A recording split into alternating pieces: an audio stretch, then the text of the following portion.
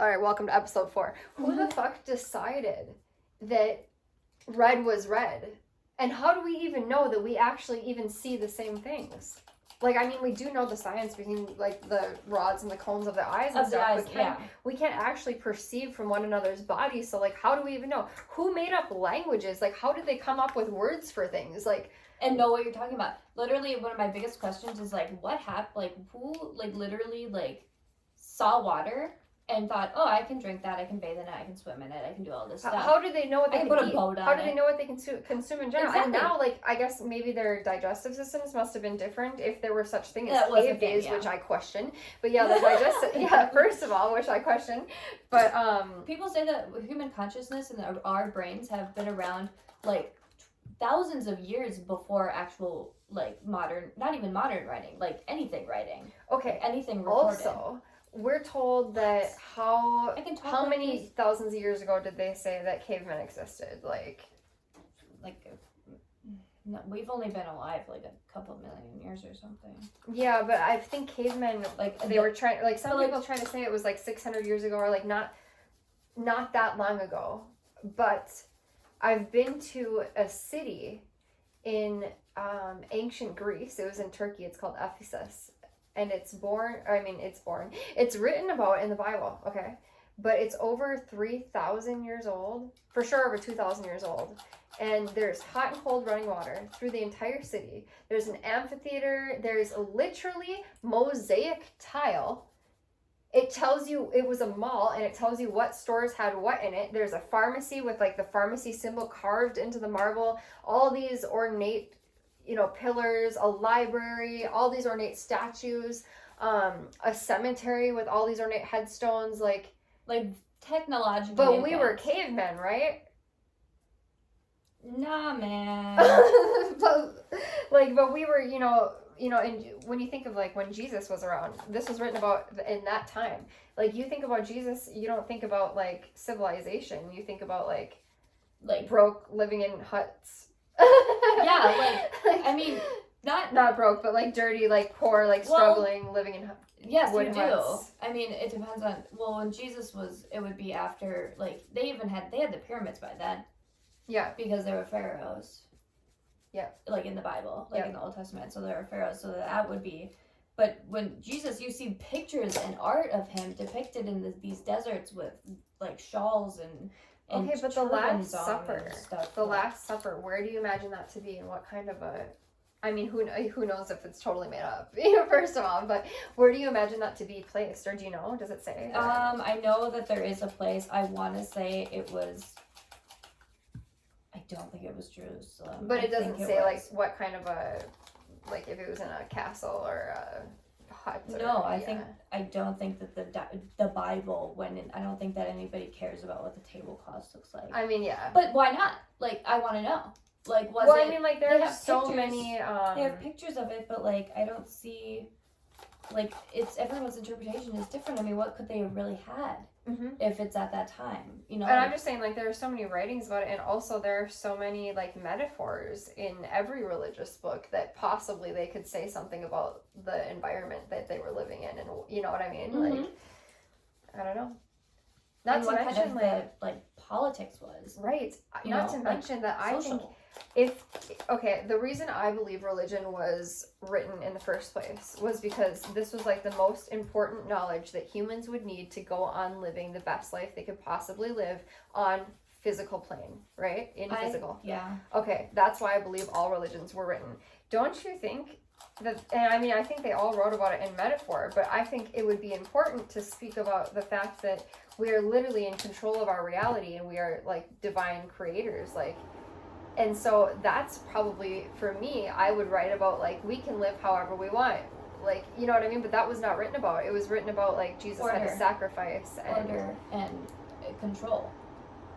Honestly, I mean, it's a social construct, religion. Yes. Because people all of a sudden came into existence, and there was tons of us. And we're like, I mean, not that that happened evolutionarily, but, like, when it happened that we were in a group and we needed to be governed, like, people migrated that way. All of a sudden, we're like, well, who's the boss?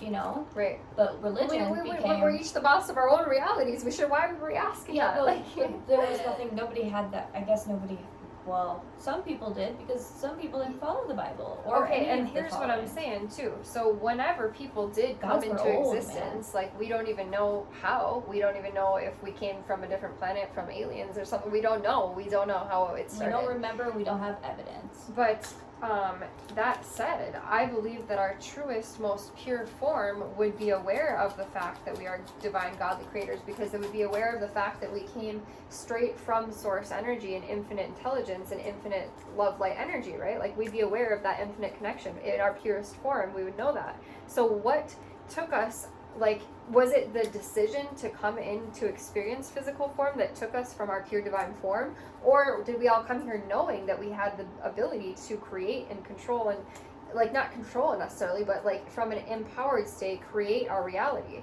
Yeah. And attract what we desire. Like, we would have known that coming in here in pure form. There are people, I think, who are aware and who've always been aware. I don't think that, like we said, it can't just be awareness. It is always aware. You know what I mean? Why wouldn't we? There are people like us. Why wouldn't we all be aware? Ago. Like, do you think that? How will that awareness be taken away from us, and why are we brainwashed? Because it's too. You can't profit off of it in a commercial freaking. I swear to God, if everyone could just have free how did we lose power, it? How did we lose it? That scares people. How did we lose it? Do you think coming into human form, like physical form, is enough of a, like, threat to our infinite connection that it confuses us in physical form? We forget our true divine power and reason for coming to experience this?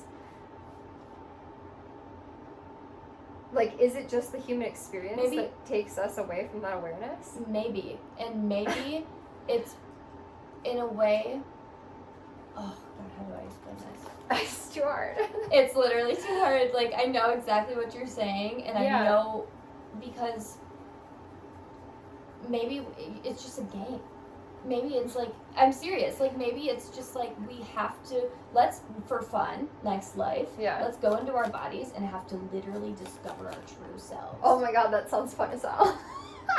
That's literally, no, but seriously. Literally. Whatever plane we I think you're right, on. though. I think you're right. I think we, because, you know, I agree in, like, divine plan, like, God's plan, but I agree, like, we are the gods, so it's our divine plan that we designed for ourselves to experience the expansion that we desired to experience, which would indeed bring us back to our true form. That's what I'm saying. But what if, you know, that was the choice that we decided to make? Like, hey, you're going to go on this game show where you're Isn't gonna, it like... interesting? It'll be basically in Twilight, and it won't, like, your happy ending won't come until you turn into a vampire. Literally, okay, when I think of it that way, I'm like, oh, it sounds so easy because there's literally nothing to fear. But nothing. The worst thing that can literally the worst thing that can happen in any existence is to go back to pure form. Darn. That's the worst thing. Like, if I fail, I still win. Literally. We always expand no matter what, but as humans, we fear that failure, like, so deep. And that is societal. That is societal. That's societal since the beginning of human civilization, I firmly believe that. I think the biggest fears are, religion was a freaking... Besides the pagan religions, but even then, they taught you to fear God. Yes. They taught you to not be in touch with it and sacrifice, you know? Like, it's the same thing. Except for paganism. Now, though, I think the biggest fears for people are, like, loss of money. But why do we fear that? What's the worst thing that can happen? You find $5 on the ground. Like, homelessness? Is that our biggest fear? Do we think we'll die if we lose our money? What do we think? Is that where we fear I think survival? it's right down to survival. It's survival. But I mean, like, if you gotta think about it, like, if you really somehow became homeless, which I honestly think is pretty hard to do, you'd really have to be focusing on that lack hard as hell, you know, because, I don't know. Yeah. There are infinite possibilities and ways to not go homeless. There are so many ways. Solutions. You would literally have to be, like, making bad decisions all the time to sustain homelessness. you know, which I guess you would do that out of the way that you feel in depression, which is sad. But can be corrected. Yes. Can be tolerated. And anybody can do it. We all have that same infinite connection and ability to heal ourselves in every single way. So, I don't know. It's just interesting. But I mean, again, I think that person, like a person who would actually go homeless, even if it were myself, would have like written that into the God's plan, like saying that this is the contrast that I needed to experience to learn whatever expansion I wanted to experience at the time, right? Because everything teaches you something, even homelessness. Every freaking experience. Every contrast is always for the purpose of expansion. Even the worst things ever. Even the worst things ever. Literally. Especially the worst things ever. Yeah, man. Especially it causes the most expansion. Exactly. The most painful things cause the most expansion. But a lot of people get shit happen to them, right? Mm-hmm. Bad things, like and think that, oh, that's it. Well, you know, they but also it's like, think... First of all, you're they like don't, 25. Yeah, first of all, it seems like many people don't recognize the expansion. They don't recognize the blessing in it. Yeah. But they also don't realize that they're the ones creating forward. and attracting it either. And they don't realize. Can move forward. They people can change will that not attraction. even take responsibility for their results. People will not take responsibility for and their that's a reality. Shame thing too. Yes. Like, oh, I don't deserve it. You attracted that! Literally! You manifested that! I'm never mad at anybody for anything that I experienced because I attracted every single thing. There are no exceptions. It's a law. Everything. I can 100% tell you that I attracted everything, and I continue to attract everything in my life. Yes. And once you become aware, I feel like there's no denying it. You're like, I see. you give yourself credit, and you also call yourself out when you attract different things that you don't want. It's always an alert. It's not necessarily bad. It's always just teaches me something. Like, you attracted that. Red flag. Like, why did I attract this? Now I get to question myself, figure out what it was, and change that so that I can become better and more expanded. Like, all ways. So, okay, people fear money. People fear loss of love, I think. Loss of connection. Loss of connection. It's fascinating that we fear loss of connection because there is no possible way to separate energy. We are infinitely connected. There's a really, really popular, really, really successful therapist, PhD girl. Her name is Brene Brown. And she's like a DBT, like crazy woman. But she talks about how the most important thing in human life is connection. Mm-hmm. Because not only does it teach you things, but it brings you like the most joy and the most sadness. It causes the most connection to anything, not even just people, like just connection in general. Yeah. It causes you the most expansion because all you do is learn from it and give to it and receive things from it. It's literally like it's like a circuit of life. It's so fascinating too because we are energy. We are pure energy. So of course connection would be our most important. Exactly. Like what are we gonna do? We have and to connect. by experiencing, I think that's probably another reason why we would choose to come into human form because we get to experience that connection as a thing that we can feel. I was just saying this the other day. I was like, oh my God, we were given the ability to feel. That makes it all worth it. But feeling is energy and motion. So like if we didn't have that, we couldn't even exist without feeling because it is our energy. You know, like it's literally we couldn't be without energy. We are energy. Every little thing. Imagine emotion serves purpose. Life without emotion. There would be no point. There would literally be no point if we didn't have emotion. If we could not feel. If we could not experience feel. Physical and emotional. Emotional feels physical too, though. You know, like you don't experience an emotion without feeling physical sensation in your body. Like when I feel sad and I want to cry, I feel it like in my chest. Yeah, like, you feel it in your body. Yes, I feel it in my body. It's neurochemical, man. Yep. Like it's crazy. It's physiological. It translates. It's just freaking energy. Yep. If energy is going on up here, imagine what it does down here. Yep. You know what I mean? I mean, our brain is just it's an one electrical big circuit. Freaking That's literally. so cool, man. Like, isn't that? Yeah. Man, who made this up? I don't know, but I want to talk to him. Literally us. Maybe like. Well, that was fun. Let's do it again sometime. Literally, this has been fun. What are we gonna do next time? Let's try and invent an alternate world. What would it be like? What would we choose to look like? Humans are really pretty. That's what I'm saying. We're cool. Unique. We are cool. Like we look cool. We like our bodies are cool. Like sometimes I do have like an existential thing, and I'm like, why are all humans freaking different but the same? Like, And you, none like, of us people are even shaped differently. symmetrical. No, we're not even freaking like. Why? We are all imperfect, but we're all perfectly imperfect. No, it's all perfect and exactly the way it should be, and it's still freaking weird. Like, of all of the things that sometimes I'm in the car, and I take like an aerial, like hyper focus, like hyper awareness perspective of like what's going on around me, like my existence basically. And I'm in the car and I look at another car. I'm like, we are literally little boxes of moving things that look like bugs on a tiny little like slab of hard surface going around everywhere on this planet, everywhere except for where there's water. But you know what I mean? Yeah. Like, what the fuck is that? Like, why didn't we invent something different? Like, why did we invent little moving things that look like bugs? It's fun. That's the only reason I can think of. It's fun. But also, like, how would you come up and with... planes look like birds. How like, would you come up with anything in physical if you've never experienced anything in physical? Like, how did we come up with it? How did we invent it? How did we invent it? And the imagination is so powerful, like our higher faculties. But could you imagine something that would be entirely unrelated to this planet? Like, could you imagine a color that doesn't exist in this planet? No, but that's true. That's true. That literally, there are colors that exist that we don't know about and can't comprehend. Why and not? Can't comprehend. Like, how? Yeah, because I could not imagine a color that doesn't exist. No, we don't know how. It doesn't work. It's Like, our not eyes possible. do not pick up any color but Rojiva. At all. Yeah. Fascinating. I want to see different colors. Hell yeah. I don't know what that is. I know. I could not think of it. I mean, even when you're tripping. Like, could you think of anything that doesn't exist in this world? I mean, people have done that before. Yeah, inventing things. Yeah, literally. But could technically you? Not really, because let's say you want to invent a car. You have to invent everything that goes in a car, like all the parts and stuff.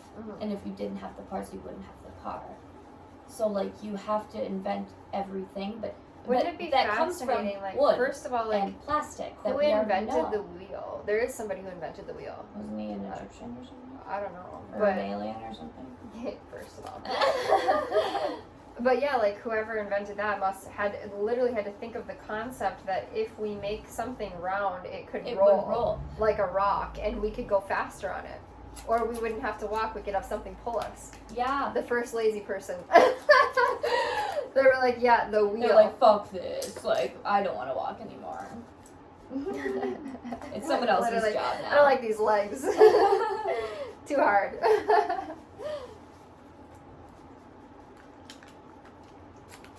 But then also, like, the ability to travel further distances. How would you think of guts? People thought the world was flat. Like, how would you think of a phone? I know, that would be scary, right? It's just adventuring like other parts of the world that you had no idea what they were. Literally, hopefully you don't fall off. Like, that would be a scary thing to experience. And then all of a sudden you see other people. So that basically, you do not live there.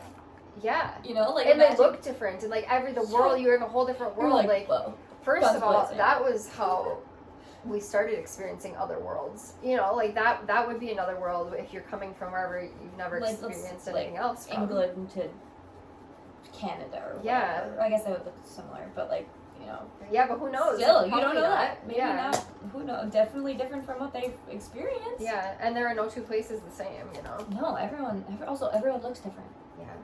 Yeah, that's weird. That's a trip. That is infinite abundance. That is infinite abundance. And now just think, like, we think back and we think we're like, all of our countries are colonized. That's a totally normal thing. But imagine prior to that being a totally normal thing. Now we're entering space. We're making a hotel in space. Like, people have so much money here on Earth, so much abundance here on Earth, that they're like, oh, I can't buy any more of the Earth. Let's go elsewhere. Like, let's keep going. So now we're colonizing space. Like, imagine, you know, in say 200 years when that just becomes the norm. We're living on other planets. Like, that we're going to continue expanding. We're going to continue expanding. How far can we go? How do we The limit does not exist. We're going to keep on finding more ways of expanding and exploring more of reality. And we made it infinite for ourselves. Hey! I can't wait to go back in time. Oh, me too. I loved that. I loved that time, you know? Yeah, literally. But that's very humanistic of us to be attached to a past previous. It's not even, it's also attachment, but it's also interest. Yeah, me too. Like, I'm talking like 3,000 years. Do you think I want to go though? back. I want to see Greek temples, man. Yeah. You know what I oh my mean? God, Like yeah. fresh Greek temples, you know? Yeah. Do you think though too that we might have such like a favorable perception on past lives or like past times because in every single lifetime we expand to like the desire that we had planned to expand to when we planned out this physical experience, right? Like when we wrote God's plan or when God's plan was written, we obviously reached the end, you know, like of course we must choose our deaths as well if we choose everything, you know. Yeah. So we must have reached the end, which would have been the like level of expansion that we had desired to reach, I guess, the frequency, right? The frequency. Yeah. I mean, so if we reach that one, we would think of that as like, oh, that was the best ever. And I imagine, like, I probably would have written myself into wonderful things, you know, if you could write anything. You could do anything. Which is interesting because we still can here now. We still have the power in the here now.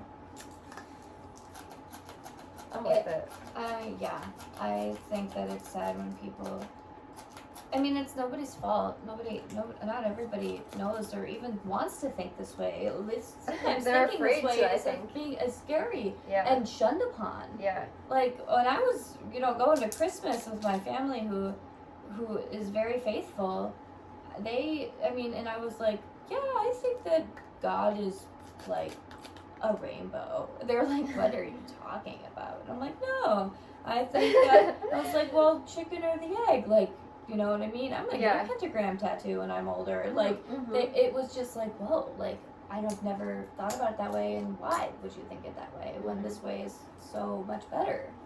But I don't agree. I like my way. I think it seems that your initial reasoning for developing religions, I agree with actually. Like having faith, we have to, because that's a frequency, you know, and we cannot attract that which we desire if we do not have that frequency.